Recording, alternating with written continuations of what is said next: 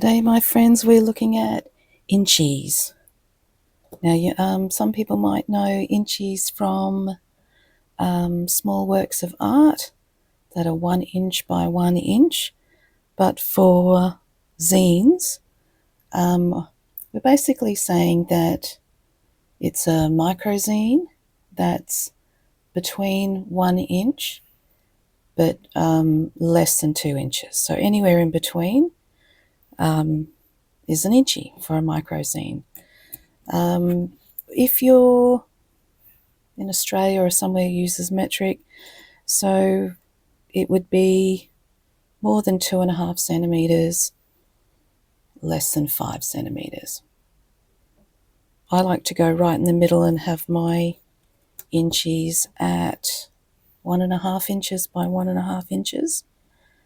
And there's different ways, same with any other zine, there's different ways of folding them. Have a look at this one here. This little inchie was to sort of remember starting a online store for my zines. So it was just a classic 8-fold zine. So that's one where you've probably seen it a million times before. It's when you have the one piece of paper and then you fold it that way and that way. So you have the 8 panels. Then you snip on the folded side and then you can fold it up and make your zine. So this one here, to do the inchie, the size that I do, the 1.5 inches, so your unfolded piece, will be 3 inches by 6 inches across. So I don't have to measure like all the time. I have a clear piece of plastic that I'll lay onto paper to draw around and cut out the exact size that I want. I like it to be clear because if it's a pattern piece of paper that I'm trying to align so I get a particular piece, you can see it through there and you know what you're getting. You can slightly move it around until you're happy and then trace around it. So that's the piece of plastic I have up. If I do it in the one piece, if I do 2-page spreads to use up my scraps of paper, sorry, I'll put that away. I'll use this one here. So if I want to get, say, like a collage picture, again, it's coloured but it's still transparent. So if I want to center spread, I can look through it when I'm happy with where it is. I can trace around and cut that out. And I also have just a single inch and a half by inch and a half. So this particular one here was showing a cat's eyes in the light and how the pupils open up in the dark. So because I want to make sure that's right in the center, I'll get my single square and then I can just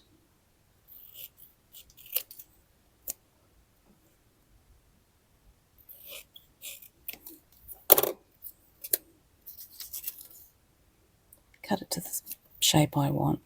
So I'll have, when I'm doing any kind of crafts or art and I have scraps of paper left over, if it's too small to do like an 8-page layout like with this one, I'll just make a 2-page spread.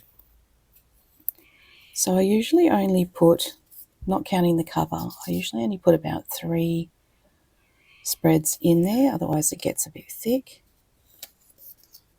And once you've put 3 pieces in, you just staple there and that will give you something like this.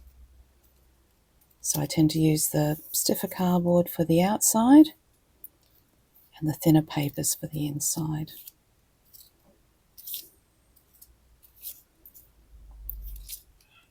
Now I quite often just take something like that.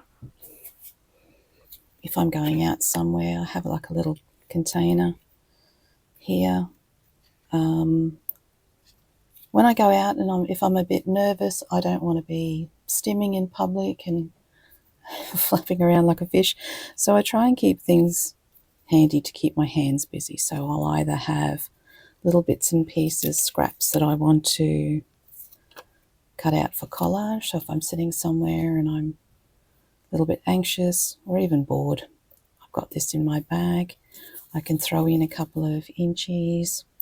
So if I want to do some drawing, some little cartooning, I can just pop it in there. So I've got some spare things to do. If you're doing the fold out like this, if you've got a piece that you really, really like, but you're there going, oh, it's a little bit thick, you still can do that. But what I tend to do is, so it doesn't buckle, I'll do a wrap around. So you've still got the same shape, but instead of cutting just in the middle, I'll cut all the way through except for one bit there. So looking at it with the cut on that side, that's going to be my back and my front. So it just concertinas, folds up like that, and then the back piece will wrap around. So instead of buckling, it'll be a little bit shorter, but I don't mind that. You can glue that all the way down, or sometimes what I might do is just glue the edges, and then in that little space on the end, you've got like a little pocket that you could, I don't know, slip a little note or a tag in there if you wanted to do it that way. So that's if the paper or the card is a bit thicker, so you don't get it all bunched up. Now, that sort of gives you an 8-page spread. When you do something like we're looking at just a moment ago, like I said, I put about three pieces inside. Otherwise it gets a bit bulky. But if you wanted to do something like this with more pages, instead of having, I don't know if this is going to show it, it might be too light to see. We'll see how we go. Instead of having just the 8 squares, you can do 4 by 4 and have the 16 squares. So for the 1.5 inch size Inchie, you'd have a piece of paper 6 inches by 6 inches. Now I kind of have my back cover in the top corner, front cover, and then it goes around like a zigzag. So page 1, 2, 3, 4, 5, 6, 7, 8, 9, 10, 11, 12, 13, 14. Now each alternating row is going to be upside down. So with this one, we would start at this side and cut across until we get to that one. That one is going to stay joined. And zigzag, we're going that way. So we'd cut across. So these two are joined. And back on this side, and we'd cut across, leaving these two ends joined. So when they're cut there, they will, concertina up like the other one, but a couple more times. And again, you'd wrap the last one around. So that will give you a back cover and a front cover and 14 pages inside, if you want to do it that way. And the great thing about Inchies is they're good little little collector items of events and things like that, or even like a little fanzine about something. So for example, One of my favourite artists and zine makers is Nina Aoki. I've ordered from her a couple of times, so I've got more than one business card from her. So one of the business cards I've cut down to make a little Inchie cover. And I just collect things from that correspondence with her. So here is a postage stamp from the envelope that the zines came in. It also had a sticker on it that I've put inside here. A lot of her, when her things come, they're wrapped in like a printed tissue paper. So I've taken a snip out of the tissue paper because it's just lovely. And on it, it has cookies. So on this page here, to sort of, I don't know what you should say, to sort of tie in with that theme, this little page here is brown, sort of like a biscuit colour. And I've written in the white, so it kind of looks like icing on a biscuit. Well, to me anyway. It's just for me. This isn't going anywhere else. So, little samples. And on the envelope, it had her personalised stamps. Look how cute. He's just a baby. So there's also space in here as well. So if I get any more stickers or stamps off correspondence that I can stick in there, or a little memory or something fond from reading the zines, I can pop in there. So it's like a little memory Inchie for that one there. This one, another little memory Inchie that I've made, is when I first moved back into my childhood home when my dad passed away. I couldn't bring my cat straight away, so when she first came to the house, took some photos, helping me with Halloween last year, getting used to the new space. We call this her murder perch because she likes to sit up there and gaze down on you like she's going to drop on you and attack you. Gazing out the window at her new surroundings and tucking in for the night for a snooze. So it's just like a little, just a little memory and keepsake. I worry when I get older, now that I'm getting older, that it's a concern to me that I don't want to lose those memories and forget things. So hopefully just keeping little memories and a little thing like this that I can go back to, I'm hoping that will help me hang on to those things a little bit. Also, inchies are a good way, like I had the wrapping paper in here.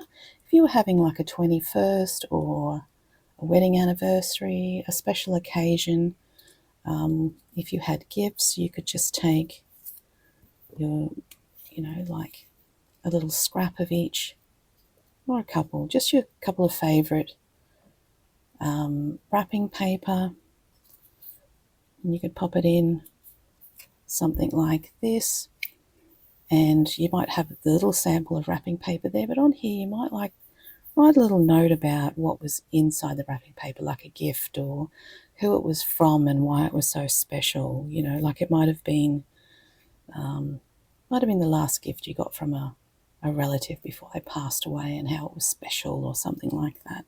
So it's a way of keeping little samples of things. If you went on a holiday, one of these would be great. If you went on a holiday and you kept glued in like little train tickets or just a little memorabilia from your little trip. That would be another cool way of doing it. Packaging. Just say someone might be, Valentine's Day or something like that, and someone gave you, the most delicious chocolate that you've ever had, or it was really special, something like that. You can cut out a piece of the packaging if you like it. Fold it in half, make a little cover, and inside you can write something about that. Might have been a special date. You might be able to write in there where you went, some of the things you did, the little keepsakes in it. If you want to, so I've got, what do I do with it? So I like to keep these so I don't have to measure with a ruler all the time. I've got my 8 page, I've got my double spread page, and I've got the little single. Whoops. Because it's see-through, it's a bit hard to see on the screen. Oops. So that's my little single Inchie pattern. So you can cut out single squares with your scraps and then glue them to a piece of paper so you can make your 8 page spread out of single colours. It doesn't have to be the one piece. You could make the 8 out of single colours to use up those pieces of paper. Also, once you've made a zine,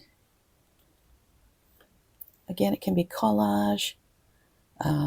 It could just be a hand-drawn cartoon. It doesn't have to be like a glue book with things glued in. It can just be a quick hand-printed cartoon.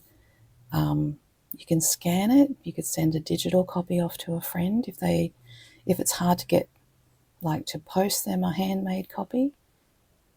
You can send them off like a scanned copy that they can print out and cut up and do themselves. If you do the Inchie that's 1.5 inches by 1.5 inches, you can fit 3 to a page. So that cuts down, like if you're colour scanning, paying to get it colour scanned somewhere. You're only paying for the one piece of paper, but you're getting the 3 inches out of it. So that's one way of doing it as well. If you are interested in doing Inchies and you're looking for someone to swap Inchies with, I'm in Australia. I'm happy to swap with people in Australia. The hard copy Inchies. I've not had good luck with sending things overseas, with things going missing and stuff like that. So if I was going to do Inchies, like a swap kind of thing with people overseas, I would probably do the digital ones where we could send an Inchie, like a copy of it digitally, and each other print it out and cut it out and assemble it ourselves. But if you're in Australia and you're thinking about taking up Inchies, it's a fun little project. It's also just using up those bits and pieces as well. So I hate throwing bits and pieces away, whereas something like this, I can turn it into something, little keepsake that actually means something. Where is it? Got a hole punch here that I was thinking about. Maybe I found the other day a whole bunch of photos where it might be taken back and the actual person's face is very small in the photo and there's nothing really happening around, or lots of doubles. So I'm thinking I could pop the photo in there and clip out, their face. Maybe pop that in there as well with photos. So I'm curious to see what other people come up with. These are just some of the ways that I do the Inchies. I want to do a with the cat one, this one here. I want to do a Halloween Inchie. Well, I'll probably do more than one, but I'll start out with one. So maybe just one purely about like Halloween and cats.